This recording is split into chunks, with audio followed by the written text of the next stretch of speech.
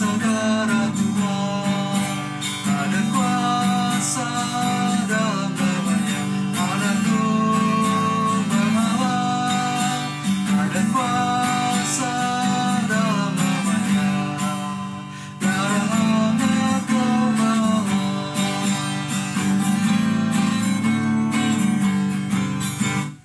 Maukah engkau meredam hasrat besar kuasanya, darah Tuhan datang segera kami basuh bersih, hajar kuasa darah Tuhan, ada kuasa dalam namanya, ada Tuhan melawan, ada kuasa dalam namanya, darah anakku melawan.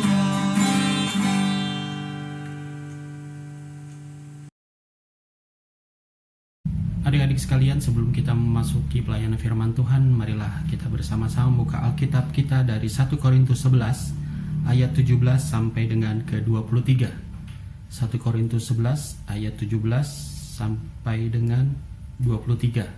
Biarlah Alkitab itu tetap terbuka dan kita mau berdoa kepada Tuhan. Mari kita bersatu di dalam doa. Terpujilah Engkau Tuhan, Allah kami yang selalu dikenali dalam nama Tuhan Yesus Kristus. Terima kasih Tuhan untuk perjumpaan di hari Minggu ini, Minggu ke-6 sesudah Paskah. Tuhan, kami boleh bersama-sama beribadah walaupun kami jauh Tuhan. Kami percaya Tuhan, Roh Kudus-Mu tercurah atas kami semua. Biarlah rumah kami menjadi mezbah yang harum bagi-Mu Tuhan.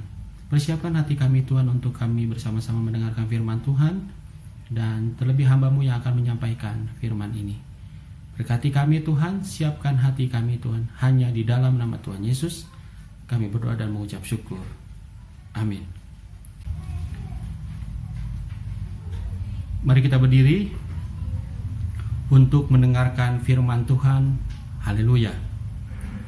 Haleluya, haleluya, nama Tuhan terpujilah.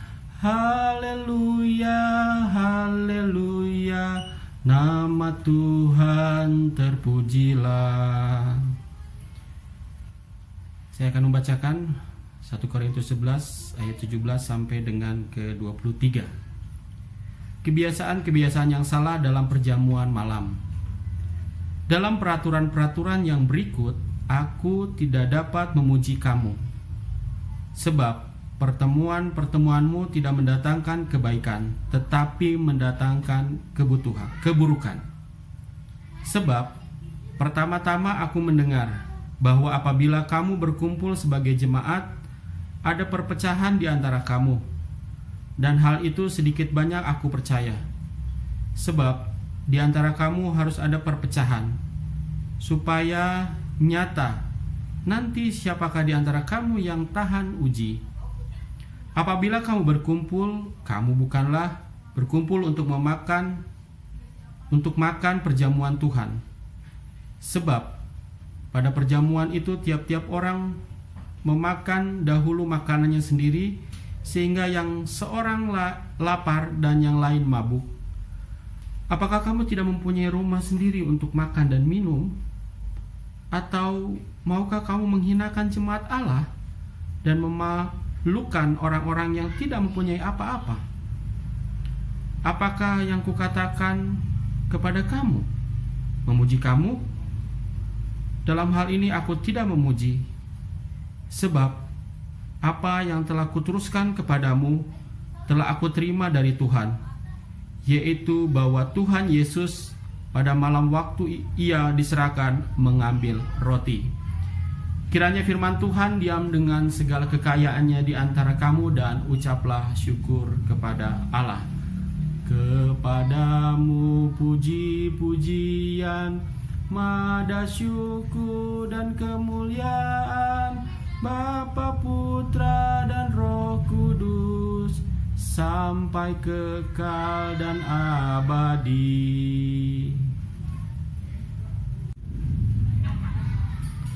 Shalom adik-adik sekalian, dimanapun adik-adik berada. Bagaimana kabarnya? Kakak berharap adik-adik semua dalam keadaan sehat dimampukan untuk melakukan setiap aktivitas, dan percayalah bahwa Tuhan selalu menyertai kita. Adik-adik yang kakak kasihi, mengawali khotbah kali ini, mari kita bersama-sama merenungkan apa yang dikatakan oleh firman Tuhan di dalam 1 Korintus 11 ayat 17 sampai 23 ini. Makanan adalah salah satu kebutuhan pokok manusia. Tidak heran jika makanan diolah dan dipersiapkan sedemikian rupa agar enak rasanya untuk dinikmati dan mendatangkan kebaikan bahkan kesehatan. Alkitab juga bersaksi bahwa makanan adalah berkat dari Tuhan. Itulah sebabnya makanan dapat menjadi sarana peringatan dan perayaan tentang kebaikan Tuhan yang selalu setia memelihara kehidupan umatnya. Dalam kehidupan sehari-hari, makanan ternyata seringkali menimbulkan perselisihan. Bukan karena jumlah yang kurang, melainkan karena keegoisan dan keserakahan dalam menikmati makanan. Ada saja yang mengambil lalu menyimpan makanan itu atau menampungnya secara berlebihan untuk dirinya sendiri, dan itu yang disebut dengan egois, tanpa memikirkan kebutuhan orang lain. Inilah yang terjadi di jemaat Korintus, seperti tertulis dalam surat Rasul Paulus.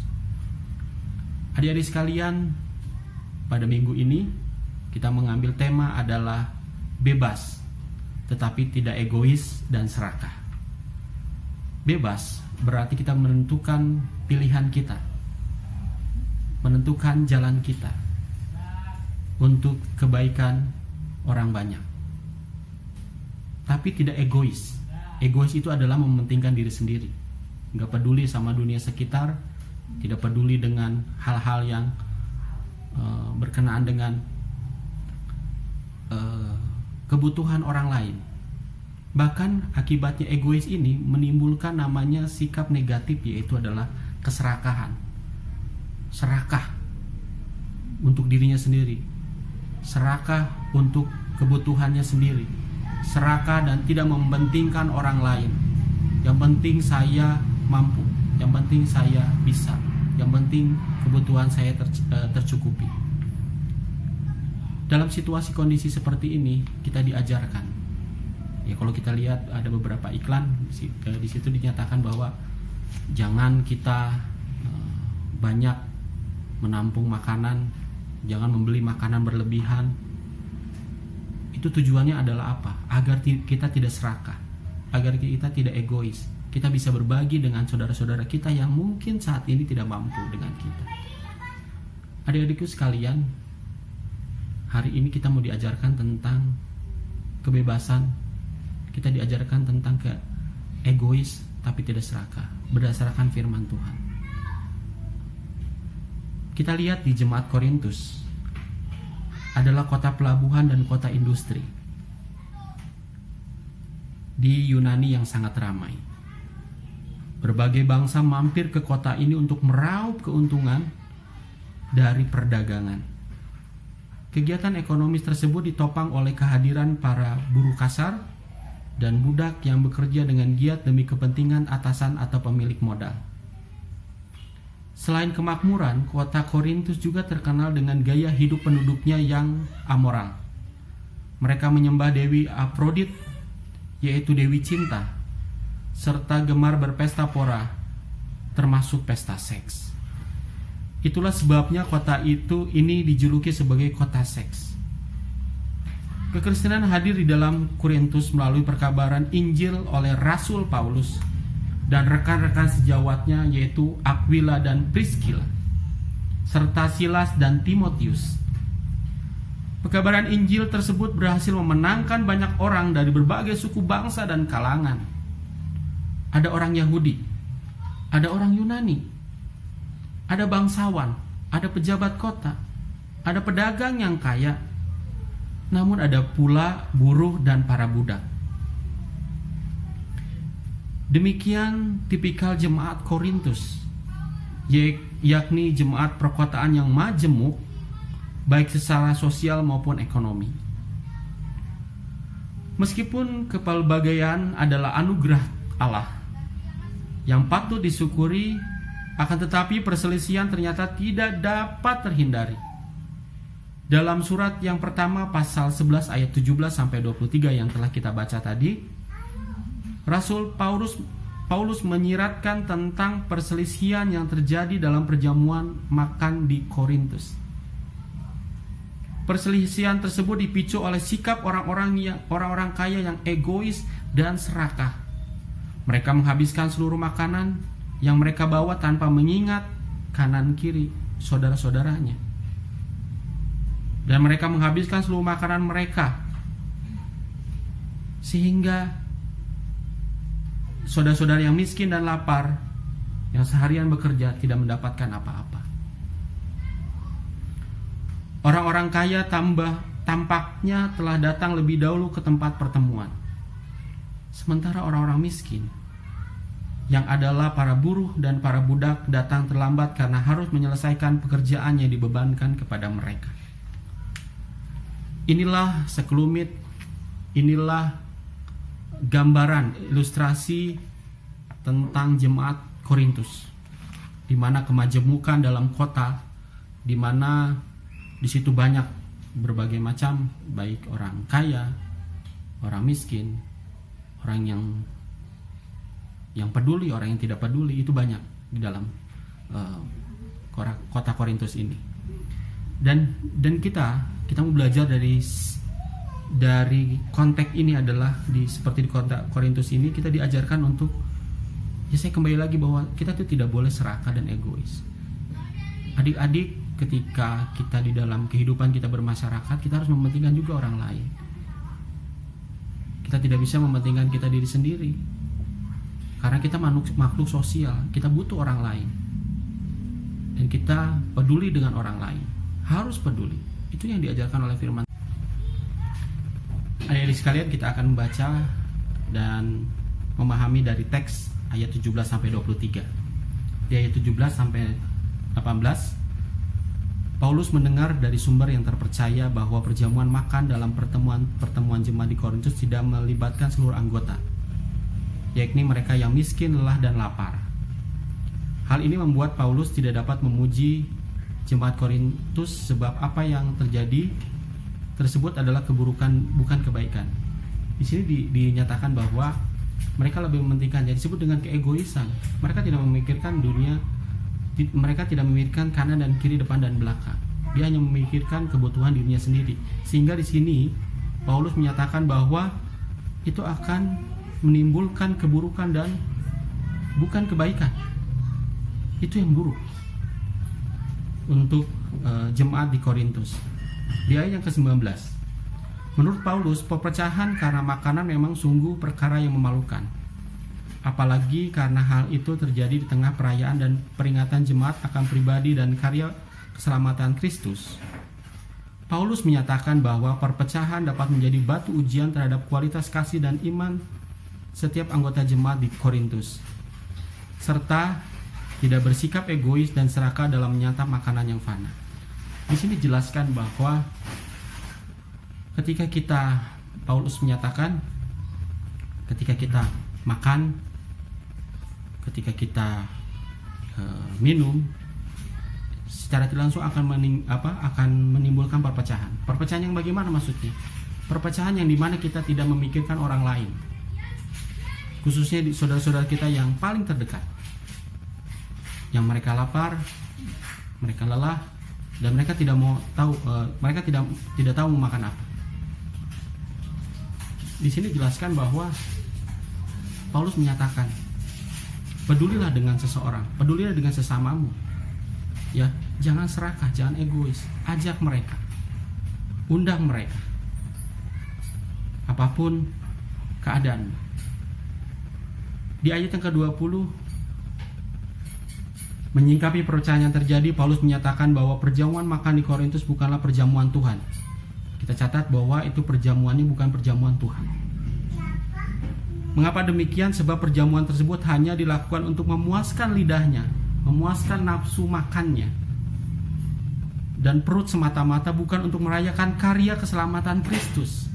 Bukan merayakan keselamatan Kristus dan teladan kasih-Nya. Maka tentu mereka akan rela untuk menunggu dan berbagi makanan dengan sesamanya yang miskin, lelah, dan lapar. Ya, kalau kita merasa bahwa kita adalah makhluk Tuhan, kita pasti sama-sama mengajak mereka duduk bareng bersama mereka, untuk makan bersama, untuk peduli satu dengan yang lain, berbagi, ya. Dan di ayat 21-22 Paulus menasihati agar orang-orang yang kaya makan makanannya sendiri terlebih dahulu di rumah. Dengan begitu mereka tidak akan berlaku egois dan serakah dengan menyantap seluruh makanan yang seyogyanya dinikmati bersama. Di sini ditekankan oleh Paulus untuk orang-orang kaya, sebaiknya kau makan dulu di rumah. Sebaiknya kau puaskan dulu dirimu di rumah, sehingga ketika engkau di luar, engkau bisa peduli dengan orang lain.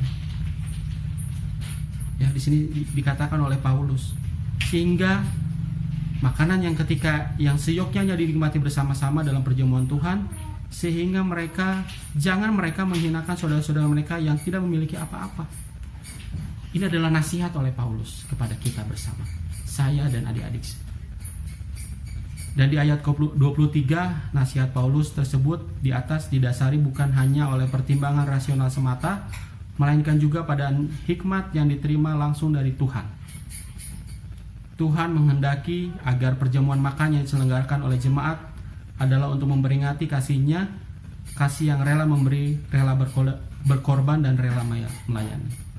Di ayat 23 ini Paulus menceritakan ada karakter yang Paulus akan sampaikan, yaitu adalah rela memberi, rela berkorban, dan rela melayani. 3 karakter ini yang diajarkan oleh Paulus di ayat 23 ini menekankan, ayo adik-adik, saya, siapapun, mari kita belajar seperti Tuhan yang rela memberi, rela berkorban, dan rela melayani. Dengan keadaan saat ini, di tengah pandemi COVID-19 ini, dan tentunya di berita maupun di dunia sekitar, banyak orang-orang yang masih peduli terhadap sesamanya dengan memberi makan, memberi kebutuhan sembako. Ternyata kita diajarkan saat ini adalah untuk hidup saling memberi, untuk hidup saling peduli, untuk hidup saling mengasihi. Kita tidak bisa egois, kita tidak bisa serakah. Kita memikirkan diri sendiri tanpa kita melihat, karena mereka adalah saudara-saudara kita, sesama kita.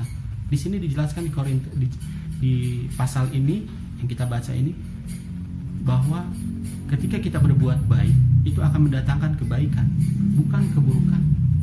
Tetapi ketika kita egois, kita serakah, adik-adik egois, adik-adik serakah, itu tidak akan mendatangkan kebaikan, tapi keburukan. Ketika kita di sekolah, dimanapun, ya, mari menjadi berkat buat orang lain, menjadi sarana berkat buat orang lain. Apalagi sekarang zaman sudah semakin canggih, bagaimanapun kita bisa tahu sesuatu yang informasi, sarana informasi seperti apa kita bisa tahu. Dan kakak percaya adik-adik semua yang ada di rumah dalam keadaan sehat dan dimampukan untuk terus memberi, dimampukan terus untuk melanjutkan kehidupan ini dengan baik. Kakak percaya di dalam kita tetap di rumah ini, kita bersyukur kita bisa bersama-sama dengan keluarga, bisa bersama-sama dengan papa, bisa bersama-sama dengan mama, adik, kakak, saudara, semua opah dan oma. Mungkin selama ini kita berpisah karena situasi dan pekerjaan, tapi saat ini kita bisa sama-sama beribadah, kita sama-sama makan bersama keluarga, yang tentunya terkadang mungkin jarang-jarang kita makan bersama dengan keluarga, tapi sekarang kita bisa bersama makan bersama keluarga. Kita belajar dari situasi kondisi seperti ini. Kita berdoa bersama-sama semoga situasi kondisi sekarang ini boleh cepat berlalu dan kita boleh beraktivitas, kita boleh beribadah bersama-sama. Adik-adikku sekalian, kakak percaya bahwa kebebasan adalah bagian yang melekat dalam diri manusia sebagai ciptaan Allah. Setiap orang memiliki kebebasan untuk berpendapat, berekspresi, dan memilih. Janganlah egois, janganlah serakah. Karena kita menggunakan kebebasan untuk menimbulkan perselisihan dan perpecahan. Jadilah anak yang baik, jadilah taruna yang baik, jadilah taruna yang menjadi contoh yang baik buat yang paling simpel adalah di keluargamu sendiri. Jaga dan sertai setiap kehidupanmu dimanapun kau berada, dan kau percaya setiap pergumulan yang kau akan hadapi, Tuhan turut campur tangan dalam kehidupanmu. Terpujilah nama Tuhan. Amin. Adik-adik sekalian, marilah kita berdoa, kita lipat tangan, kita tundukkan kepala kita mau berseru kepada Tuhan dalam doa syafaat. Mari berdoa. Tuhan Yesus, Tuhan yang selalu menyertai di dalam kehidupan kami, Tuhan yang selalu ada di dalam kehidupan kami, Tuhan yang selalu melingkupi kehidupan kami. Tuhan, terima kasih untuk perjumpaan di hari ini. Kami boleh bersama-sama beribadah walaupun kami tidak bisa bertatap muka. Kami percaya Tuhan, Kau turut campur tangan, Kau turut anugerah-Mu selalu melingkupi kami. Kami berdoa Tuhan buat adik-adik terkasih kami yang saat ini mengikuti kegiatan ibadah. Biarlah Tuhan di dalam keseharian mereka, di dalam mereka boleh belajar di rumah, kami berdoa Tuhan agar kesehatannya terjamin Tuhan. Agar adik-adik terkasih juga dijauhkan dari COVID-19 ini Tuhan. Yang sebagai manusia kami merasa takut Tuhan. Terkadang kami merasa takut untuk menghadapi keadaan situasi seperti ini. Kami percaya Tuhan ketakutan ini Kau akan pulihkan. Karena kami percaya Tuhan Engkau ada di tengah-tengah kami. Terima kasih Tuhan. Kami berdoa juga Tuhan buat adik-adik terkasih Tuhan yang saat ini sedang belajar di rumah, dan mereka juga akan mempersiapkan ujian Tuhan untuk kenaikan kelas, bahkan kelulusan. Biarlah mereka Tuhan dimampukan untuk melakukan setiap tugas dan tanggung jawab yang diberikan oleh sekolah melalui kegiatannya masing-masing. Kami percaya Tuhan Engkau memberikan hikmat dan kebijaksanaan kepada adik-adik terkasih kami. Kami berdoa juga Tuhan untuk orang tua terkasih dimanapun mereka sedang berada dan dalam aktivitas, bahkan bersama-sama dengan adik terkasih untuk beribadah. Kami percaya Tuhan Kau lingkupi, Kau berikan berkat yang melimpah kepada orang tua terkasih adik-adik kami. Kami mempertaruhkan orang tua terkasih ke dalam tangan-Mu Tuhan. Kami berdoa Tuhan untuk bangsa dan negara ini. Biarlah bangsa negara kami boleh dipulihkan, boleh menjadi baik kembali Tuhan untuk kehidupan kami. Kami percaya Tuhan Engkau Allah yang luar biasa, Engkau Allah yang baik. Engkau punya rencana yang baik Tuhan untuk kami semua. Terima kasih Tuhan. Kami berdoa Tuhan saat ini untuk gembala kami Tuhan, Ibu Pendeta Tuhan dalam masa pemulihan. Kami percaya Tuhan Engkau turut campur tangan dalam pengobatan, dalam pemeliharaan yang dilakukan. Kami percaya Tuhan Ibu Pendeta bisa pulih seperti sedia kala. Itu semua karena bukan kekuatan manusia, tetapi semuanya hanya campur tangan-Mu di dalam kehidupan Ibu Pendeta beserta keluarga Tuhan. Kami pertaruhkan semuanya ke dalam tangan-Mu Tuhan. Biarlah Tuhan Setiap kami pribadi lepas pribadi selalu mengucap syukur kepadamu Tuhan. Dengan kami berada di rumah kami masing-masing, kami harus tetap sehat, kami harus menjalankan kehidupan kami. Tuhan, terima kasih untuk semuanya. Penuhi segala kebutuhan kami, ampuni segala dosa kami. Dan kami alaskan hanya di dalam nama Tuhan Yesus Kristus yang telah mengajarkan kami berdoa. Bapa kami yang ada di surga, dikuduskanlah namamu.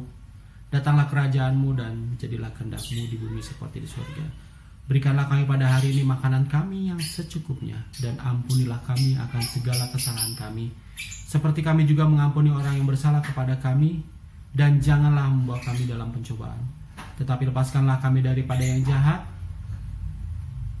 Karena Engkaulah yang empunya kerajaan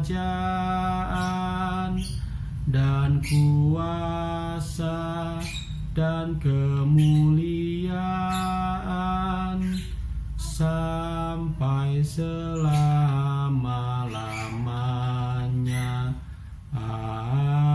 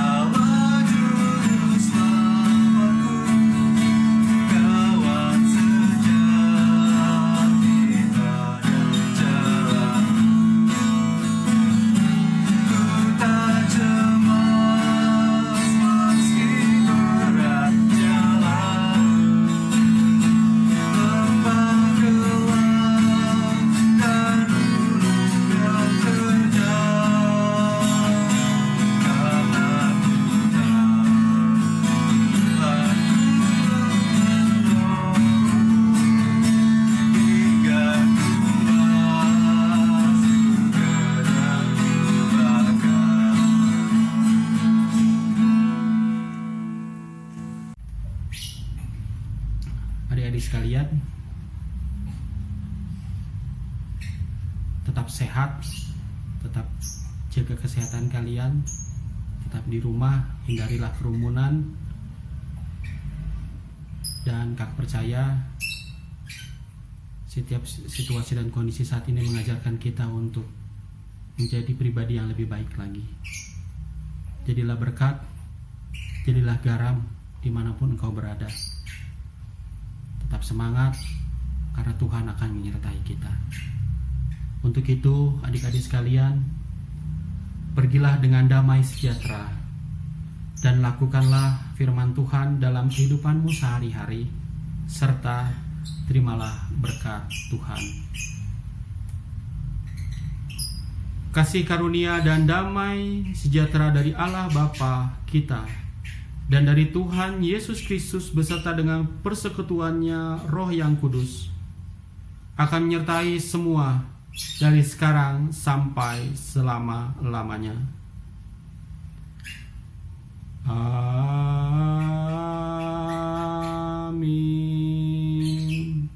Amin. Amin.